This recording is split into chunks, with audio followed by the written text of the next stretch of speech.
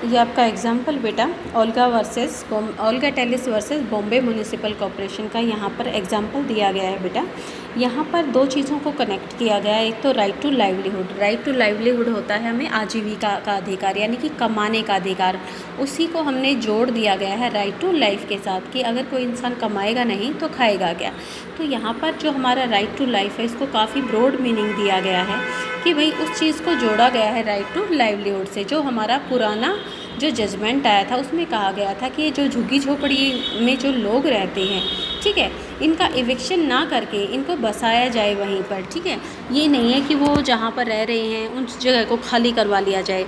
अगर ऐसा करेंगे तो वो लोग आजीविका कमाएंगे कहाँ से, लाइवलीहुड उनकी जो अर्निंग है वो कहाँ से होगी। और अर्निंग नहीं होगी तो कोई भी पर्सन जो है उसके जो लाइवलीहुड ही नहीं है तो उसका लिविंग का मतलब ही नहीं रहेगा। उसकी ज़िंदगी कैसे, वो कमाएगा नहीं तो खाएगा क्या, तो वो ऑटोमेटिकली ही मर जाएगा। तो यानी कि जो लाइवलीहुड है वो बहुत ज़रूरी है लोगों के लिए। तो इसीलिए बताया गया है that the eviction of a person, जो इविक्शन होता है किसी भी इंसान का फ्रॉम अ पेवमेंट, यानी कि वो किसी भी पेवमेंट में रह रहा है, ठीक है, किसी झुग्गी झोपड़ी में रह रहा है, कहीं पटरी पर रह रहा है, ठीक है, पेवमेंट होते हैं तो स्लम वही होती है झुग्गी झोपड़ियाँ। तो वो वहाँ पर क्यों रहता है बेटा, क्योंकि वो वहाँ पर कोई काम कर रहा है, किसी फैक्ट्री में काम कर रहा है, गोडाउन्स में, कहीं भी कारखाने में वो काम कर रहा है, तो वहाँ आसपास पेमेंट में रह रहा है या स्लम्स में रह रहा है। तो वो इसीलिए रह रहा है कि उसके पास प्रॉपर यानी कि मनी नहीं है कि वो ट्रांसपोर्ट को पे कर सके। यानी कि कोई ट्रांसपोर्ट जो सिस्टम होगा तो वो उसमें भी उसका फेयर लगेगा, किराया आने जाने का लगेगा, लेकिन उसके पास इतने पैसे, इतनी अर्निंग नहीं होती। इसलिए वो क्या करता है, जहाँ वो काम करता है उसके आसपास ही, जहाँ वो जॉब कर रहा है उसके आसपास ही जगह देखकर वो झुग्गी झोपड़ियों में रहने लग जाता है। लेकिन अगर उसका गवर्नमेंट इविक्शन कर देती है, सुप्रीम कोर्ट का कोई फैसला उसका इविक्शन करता है, तो वो क्या करेगा, वहाँ से उसको उजाड़ दिया जाएगा, तो वो कहीं और रहने चला जाएगा। तो यानी कि यहाँ से उसको काम भी तो छोड़ना पड़ेगा। तो उसके हमने राइट टू लाइफ, यानी कि उसका जो राइट टू लाइफ था, अब उसका राइट टू लाइवलीहुड को हमने अगर जोड़ा है तो कहीं ना कहीं उसका इविक्शन हो जाता है, उसका वायलेशन होता है इस राइट का। अगर उसको वहाँ से हम निकाल देते हैं, वो जहाँ काम कर रहा है, जिस सिचुएशन में वो काम कर रहा है, उसको काम करने का पूरा अधिकार है। अगर हमने उसको वहाँ से निकाल दिया तो उसका यानी कि उसको निकालने के साथ साथ हम उसके राइट टू लाइवलीहुड को भी छीन लेते हैं।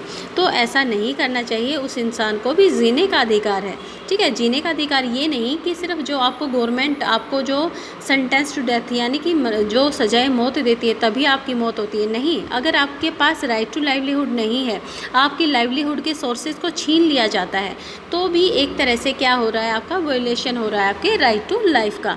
तो इसीलिए जो पिछला जो इस मामले में, जो ओल्गा टेलिस वाले मामले में जो जजमेंट आया था, उसमें लाइवलीहुड को प्रोटेक्ट किया गया था कि भाई लोगों की लाइवलीहुड को प्रोटेक्ट करना भी गवर्नमेंट की जिम्मेदारी है।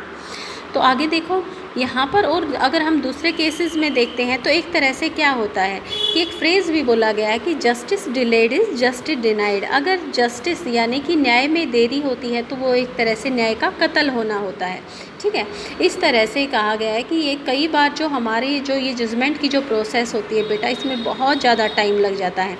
इतना ज़्यादा टाइम लग जाता है कि भाई इतना ज़्यादा टाइम लगने के बाद अगर जस्टिस आता है तो उसका कोई फ़ायदा भी नहीं होता। वो एक तरह से क्या बोला जाता है कि justice delayed is justice denied. तो यहाँ पर बात की गई है कि however in spite of this there is no denial that the judiciary has played a crucial role in a democratic India। यानी कि बात हो रही है कि यहाँ पर बेशक डिले होता है, इतनी लॉन्ग प्रोसेस बेशक है, इतना लंबा टाइम बेशक लग जाता है एक तरह से जस्टिस की प्रोसेस में, लेकिन ये बहुत ज़्यादा इफ़ेक्टिव है हमारे डेमोक्रेटिक इंडिया के लिए।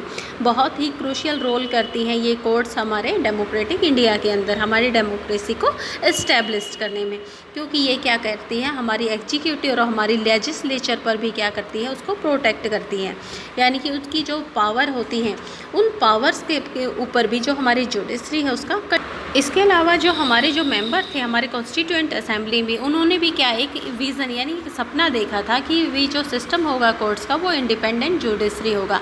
और इसीलिए उन्होंने इस इंडिपेंडेंट जुडिशरी को क्या किया था, एक की फीचर हमारी के डेमोक्रेसी के अंदर एक जो की फीचर की तरह एक सपना देखा था कि हमारा जो जुडिशरी होगी इंडिपेंडेंट होगी और एक डेमोक्रेसी गवर्नमेंट के लिए वो एक गवर्नमेंट जो होगा देश एक तरह से जो हमारा देश होगा, जो एक हमारी डेमोक्रेसी होगी, जो हमारी गवर्नमेंट होगी, तो उसके ऊपर बाउंडेशन लगाएगी गवर्नमेंट के ऊपर ये हमारे जुडिशरी, जो कि पूरी तरह से इंडिपेंडेंट होगी और डेमोक्रेसी के लिए बहुत ज़्यादा ज़रूरी था।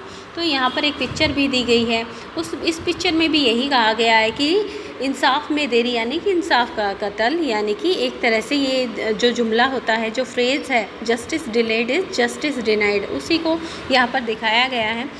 ये बात किसकी हो रही है बेटा? PAC।